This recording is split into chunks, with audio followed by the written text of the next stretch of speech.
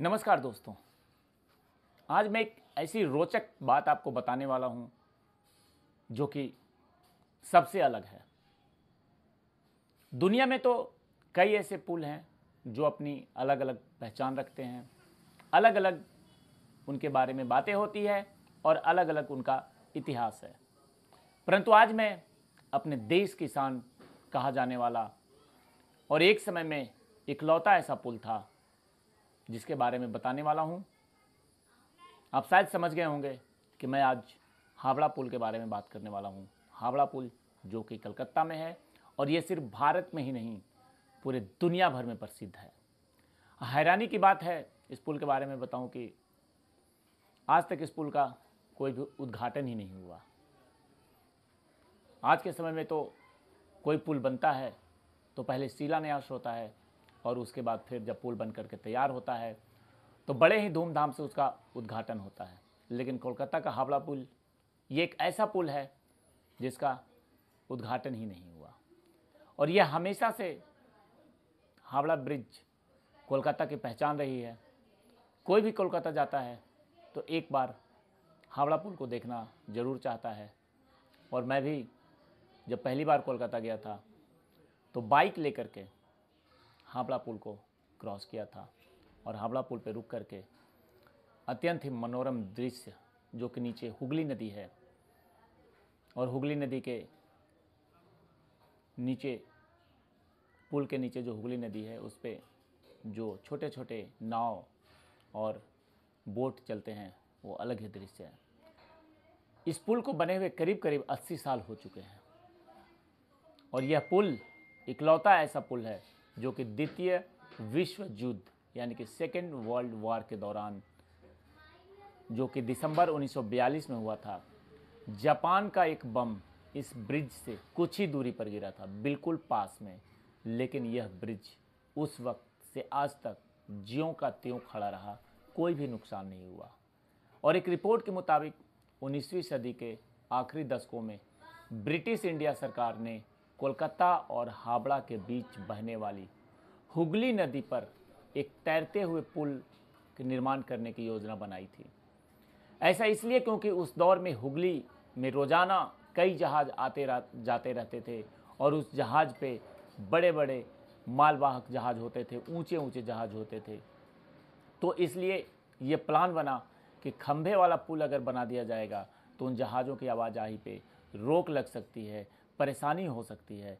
इसलिए खंभे वाला पुल की जो योजना थी उसको रद्द कर दी गई और उनकी जगह पे एक ऐसा पुल बनाने का प्रयास किया गया जिसके अंदर कोई खंभा ना हो। इसलिए 1871 में हावड़ा ब्रिज एक्ट पास किया गया। 1936 में हावड़ा ब्रिज का निर्माण कार्य शुरू हुआ और 1942 में ये पूरा हो गया। इसके बाद 3 फरवरी 1943 यानी कि 43 में इसे जनता के लिए खोल दिया गया। उस समय यह दुनिया में अपनी तरह का तीसरा सबसे बड़ा लंबा ब्रिज था। साल 1965 में कवि गुरु रविंद्रनाथ के नाम पर इसका नाम रखा गया रविंद्र सेतु। और एक रिपोर्ट के मुताबिक इस ब्रिज को बनाने में लगभग 26,500 टन स्टील का इस्तेमाल किया गया, जिसमें से 23,500 टन स्टील की सप्लाई अकेले टाटा स्टील ने किया था।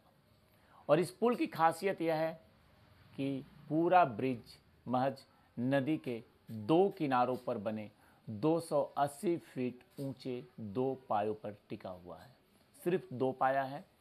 पूरा ब्रिज नीचे से बिल्कुल ही और कोई सपोर्ट नहीं है। नीचे से जो मालवाहक जहाज़ हैं वो आज भी आते जाते रहते हैं और दोनों पायों के बीच की दूरी 1,500 फीट है। इन 2 पायों के अलावा नदी में कोई तीसरा पाया नहीं है जो ब्रिज को सपोर्ट कर सके। अपनी तरह का यह अलग ही पुल है। और हावड़ा ब्रिज की एक और खासियत है कि इसके निर्माण में स्टील की प्लेटों को जोड़ने के लिए नट बोल्ट की जगह धातु की कीलों का इस्तेमाल किया गया है।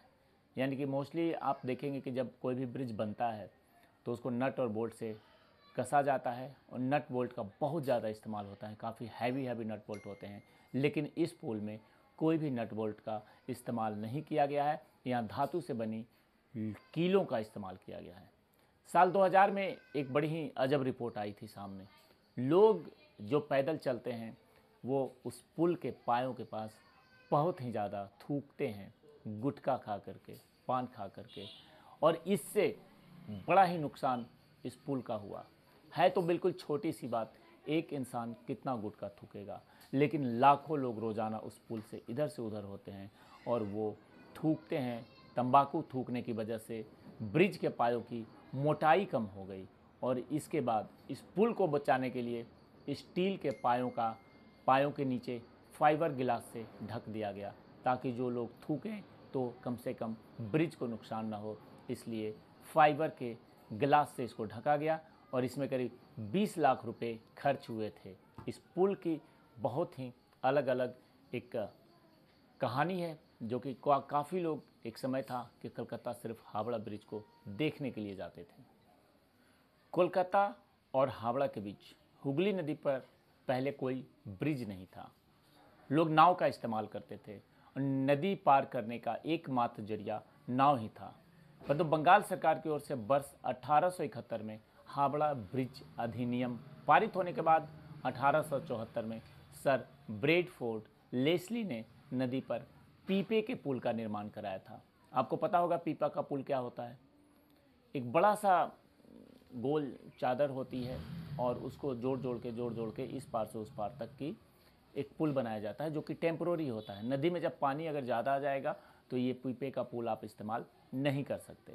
और साल 1874 में 22 लाख रुपए लागत से पीपे का पुल बना था हुगली नदी पे, और जिसकी लंबाई 1528 फीट और चौड़ाई 62 फीट थी।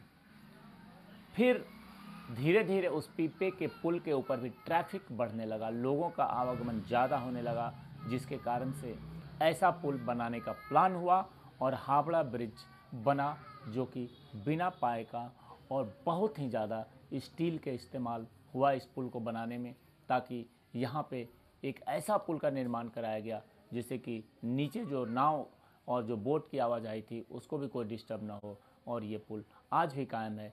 कभी भी आप जाएं हावड़ा तो ज़रूर आप इस पुल को देखें, और ये पुल अपने आप में अजूबा है, और इस पुल को देख के लगेगा कि वास्तव में आप किसी एक अलग जगह पे हैं। और जब द्वितीय विश्व युद्ध, सेकेंड वर्ल्ड वॉर हुआ था, तो उस दौरान जापानी सेना ने इस ब्रिज को नष्ट करने के लिए भयंकर बमबारी की थी, लेकिन संजोग था कि इस ब्रिज को कोई नुकसान नहीं पहुंचा और इस ब्रिज पे कोई भी बमबारी नहीं हो पाई। इसके आजू बाजू में हुआ, लेकिन आज भी ये ब्रिज टिका हुआ है और अब इससे रोज़ाना 1.25 लाख वाहन और लगभग 5 लाख से ज़्यादा यात्री गुजरते हैं। और ब्रिज बनने के बाद इस पर पहली बार एक ट्राम भी गुजरी थी। परंतु जो सबसे दुखद बात है कि लोग तंबाकू खा करके थूकते हैं ब्रिज के ऊपर। ये नहीं करना है, क्योंकि यह एक विश्व धरोहर है हमारी, और इस धरोहर को बचा के रखना है, हावड़ा ब्रिज को। तो तंबाकू थूकने से बाज आएँ और ऐसा ना करें। जय हिंद, जय भारत।